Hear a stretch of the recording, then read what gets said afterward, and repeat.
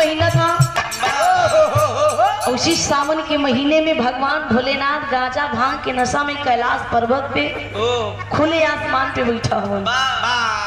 माई पार्वती गांजा भांग पीस के अपन लोटिया में छान के ले जाए के अपने स्वामी के आगे ऐसा थमावे लगी। तो माई पार्वती सोचा थे कि जमाना था कि हम राजा महाराजा के लड़की रही और ये बउराहू के साथे हमार बियाह हुई है, यलबंगी के साथे हमार बियाह हुई है। न घर न दुआर, ये पत्थरे पे हमार पूरी जिंदगी इनके साथ ही बीत दिया है। मोदी से कॉलोनी ले जाए, मोदी से कॉलोनी लेते हैं। लेकिन माई पार्वती भगवान भोलेनाथ से अपने मन का बात बतावत थी। क्या बतावा?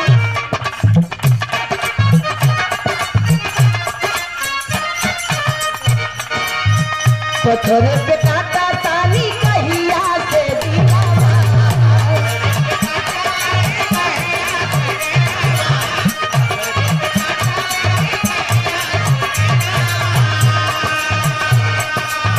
गर्मी हो जाए बरसात के महीना,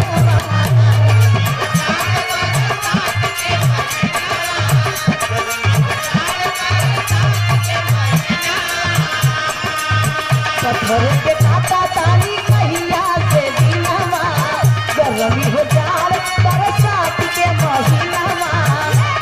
मतलब माई पार्वती कहेगी तोरे साथे पत्थर की जिंदगी हमारी बीता था, चाहे वो गर्मी हो, चाहे जाड़ हो, चाहे बरसात हो, हर एक माँ आपके साथ में जिंदगी गुजार रही हूँ। पत्थर पे काटा ताली कहिया से दिलावा, गर्मी हो जाड़ बरसात के महीना, रहल कैलाश पाया सनी नहीं के,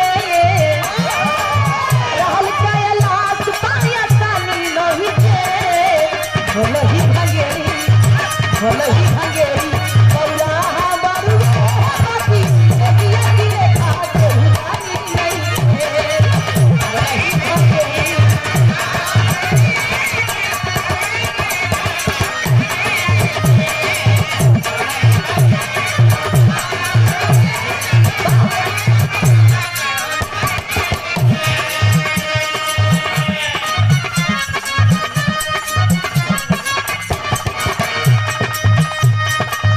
ये गाना मास्टर के दिमाग पे हरकत है। ये गाना इसमें बना तो हल्का मचाया हो। कोनो लड़की घर द्वार पाए के, सास ससुर पाए के बहुत खुश है, इतना खुश है कि वो अपने घर द्वारे का ससुराल का बड़ाई अपने सखी लोगन से बता रही है। कैसे बतावे?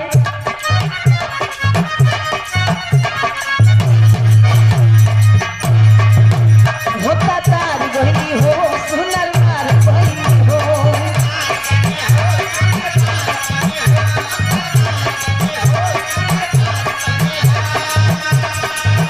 अपना राजा के प्यार में समार बहनी हो,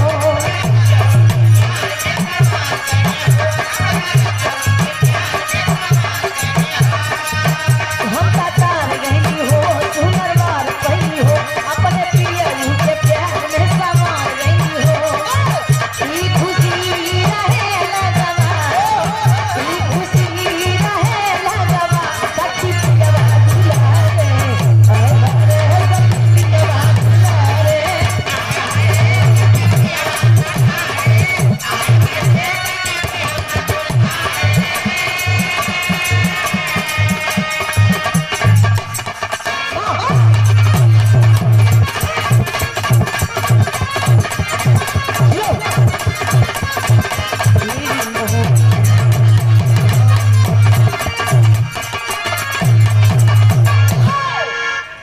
आई 5 मिनट के लोग गीत बा, फिर के बाद अगली पार्टी के नंबर रहा।